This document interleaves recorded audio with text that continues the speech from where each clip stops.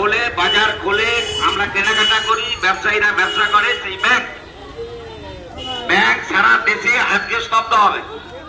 ইতিমধ্যে আমরা পূর্বে যা ঘোষণা করেছিলাম তদ অনুযায়ী আমাদের পিকেটিংয়ের যে কমরেডরা বিভিন্ন ব্যাংকের ব্রাঞ্চে গিয়েছিলেন, খবরে ব্যাংক বন্ধ করে দিয়েছে। পাঞ্জাব ন্যাশনাল ব্যাংক এখানে আছে, ওখানে কমরেডরা আছেন একাদশী জানারা, কিছুক্ষণ পরে খবর চলে আসবে, ওটাও বন্ধ হবে। ওদিকে মল্লভূম ব্যাংক, আমাদের ভগবানপুর ব্রাঞ্চ, দিনেশ্বরী ব্রাঞ্চ, এই দুটোও বন্ধ হবে। আশা করছি আর কয়েক মিনিটের মধ্যে খবর চলে আসবে। তো আমি বলবো যারা এখনো ধর্মঘটে সহযোগিতা করছেন এতক্ষণ ধরে, যারা দোকান খোলেননি, তাদের সকলকে অভিনন্দন জানাচ্ছি। দু একটা দোকান খোলা আছে, বন্ধুরা খুলেছেন, আমি তাদেরকে অনুরোধ করব যদি আপনারা দোকান বন্ধ করেন, আপনাদের প্রতি আমাদের কৃতজ্ঞতা থাকবে। আপনারা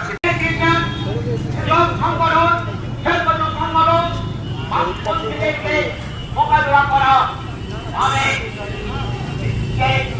আমার আমার বন্ধু রাস্তায় নামে আমি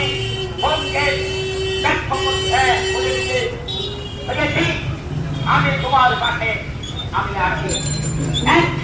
এই কারণে যদি এই সম্মান জারি করেছে, দ্বিতীয় কারণ হচ্ছে যদি মনে দুজনে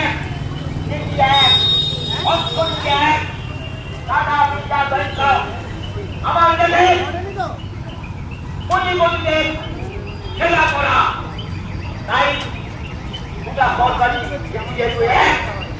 ওদের বিরুদ্ধে লড়াই মানে লড়াই। তাই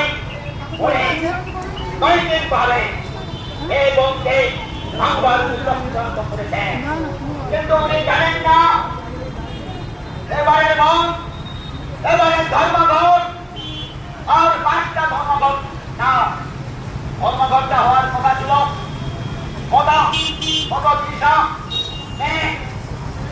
কিন্তু আপনারা জানেন এই ধর্মঘটকে আমরা স্থগিত রাখতে বাধ্য হয়েছিলাম, কারণ